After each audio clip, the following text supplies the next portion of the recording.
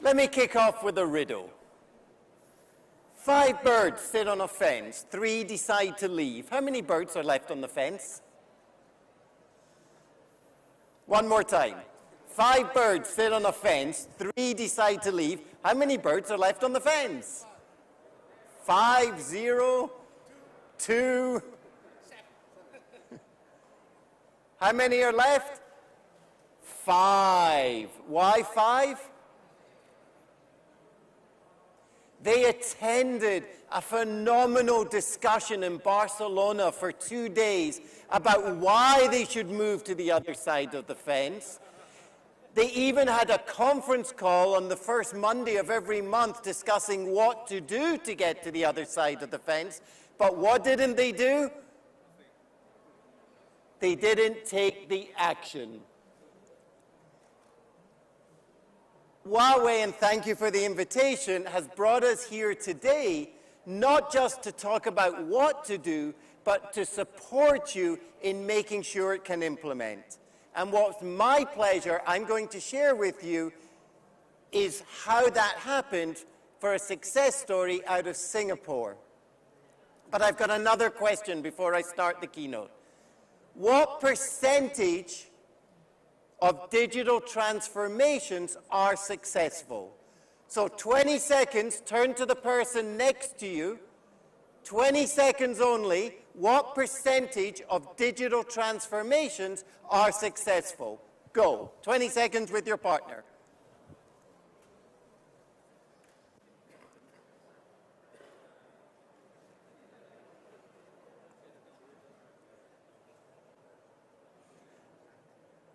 Here we go, and the answer is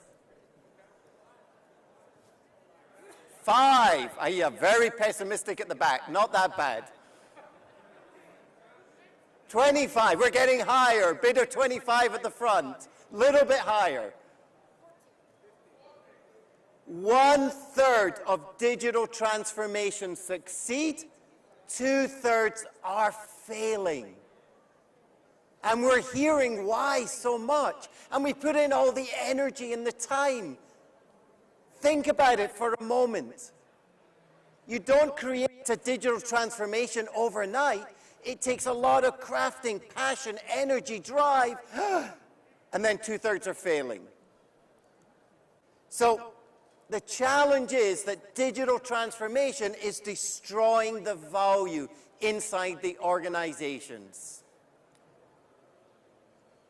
And one of the key warnings is if you hear a company saying, we have a digital strategy, alarm bells should be ringing. Huh? What's wrong with a digital strategy? In today's world, it's not about having a digital strategy, it is about having a strategy in a digital world. Now, that's not just a play on words.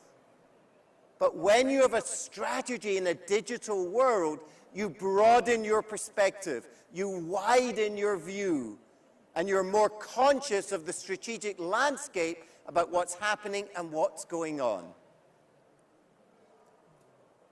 So I'm Robin Speculand. I specialize in digital transformation, and I sat down and I looked at one of the companies who have been tremendously successful. And I spent 3 years researching them, 2 years writing the book, The World's Best Bank, 1 year writing the Harvard case study, and now I have 13 minutes now to tell you the whole story. So let's get going. This was Piyush and I. We've known each other now for 25 years. We used to work together in Citigroup. And he's the CEO of DBS Bank. His name is Piyush Gupta. And DBS is a local bank out of Singapore. Very few people had heard of it prior to 2014. Today, they've become the global benchmark, not just in banking, because they didn't just digitalize the bank, they've revolutionized the industry. Harvard have them in their top 10 list of the world's best digital transformations of the last decade. So how do you transform a company? So we've heard a lot of the theory, but I go into the practice. And I'm going to share the story of DBS. The first wave, they don't call it strategies, they call it waves, because each flows into the next. So the first wave was to focus on Asia. For us living in Asia, I've been based in Singapore 30 years. 2/3 of the world's population is on our doorstep. So we're very Asian focused was the first decision. The second was to adopt digital in 2014, way ahead of the other banks. And today, the third wave is sustainability. But for my time with you today, I'm only going to talk about the digital.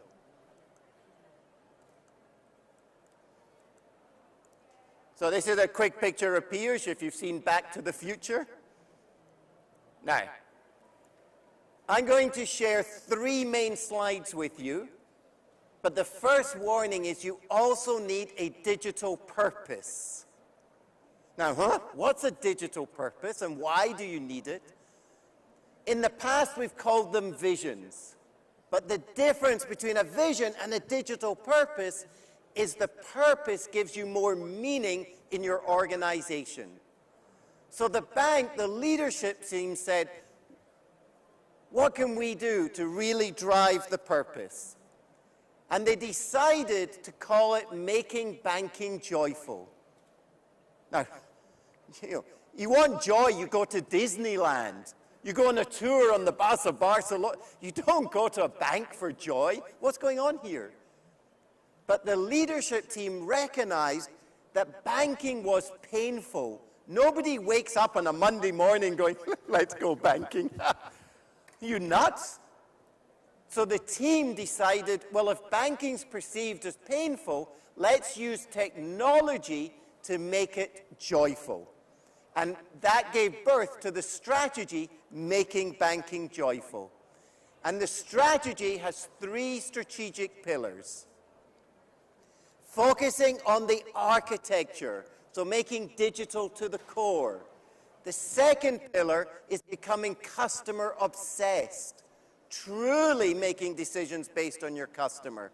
And the third pillar is creating a startup culture. And what I'm going to share with you is the best practices from each of these pillars. So, if nothing else from my time with you this afternoon, please remember this one. This is one of the most powerful you can use. Tech is business, and business is tech. Again, what does this mean? In the past, at the beginning of the year, the business turns to technology and says, here's my goals, how can you support me? Those days are gone. Today, business and technology come as equal partners to the table with the same goals and the same shared measures. Very powerful. It breaks down the silos, it reduces the bottleneck within technology, and aligns the organization. Don't benchmark against other telcos. How can you say that? Benchmark against the world's best. DBS benchmarked against the leaders in different areas. That's how they leapfrogged to number 1. And today, we automate everything. If it moves, automate it. And 4, digital is not the responsibility of the CTO or the CIO, it's everyone's responsibility. And that's the message that has to be communicated. So 4 very quick tips on becoming digital to the core. Becoming customer obsessed. Now, in banking and telcos and many industries, we've been talking years, we're customers focused. We want to be the number 1 customer provider. We're finally doing it. Finally. Using tools like hackathons, design thinking, customer journey mapping, pain point analysis. These have become common languages. So what did DBS learn on their journey? Don't ask, how can we do it? Ask, how can we do best for our customer? Now, might just seem a simple difference, but start with the customer. Don't design what's best for you, but work out what's best for your customer. Know the job to be done. The job to be done, well, let me give you an example. In banking, you don't want a mortgage. What's the job to be done? You want your dream home. You don't want a car loan. You want that experience of driving the brand new car with that smell. Oh, that's the job to be done. So now we very much focus, what's the job to be done? We have to remove the pain points. The pain points are when customers go, oh, and they're so frustrated and annoyed and, oh, it's so irritating. Today we focus on reducing and eliminating pain points. And we provide the tools for employees. To make transformation happen, you have to do 3 things for people. You have to emotionally engage them, which is why we have the purpose. You have to explain logically why we have to transform. So through the mind and the heart, you get their attention, but you also have to give them the path to success with the tools to support them. And lastly, number 5, we have to build open APIs. We live in a hyper-connected world.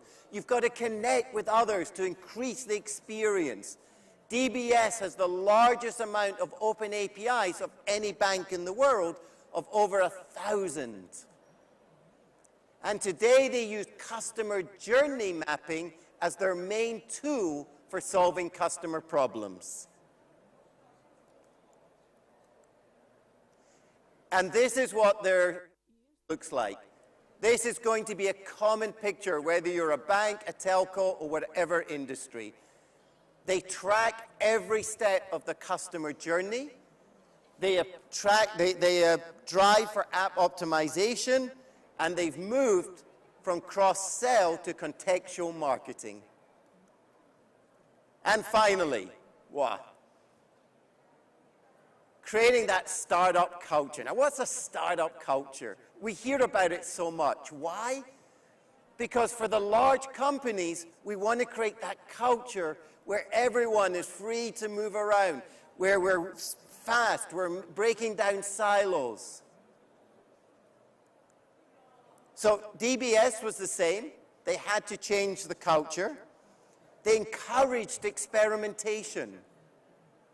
The CEO, Piyush, would stand on the stage at the town hall meeting and give out an award called Dare to Fail. You tried, well done.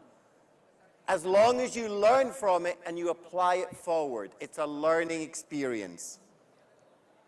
But you won't get experimentation if you don't create a culture of safety, psychological safety, which means people can put up their hand and say, I don't know how to do this, or I failed. Now, in banking, we're trained to mitigate risk.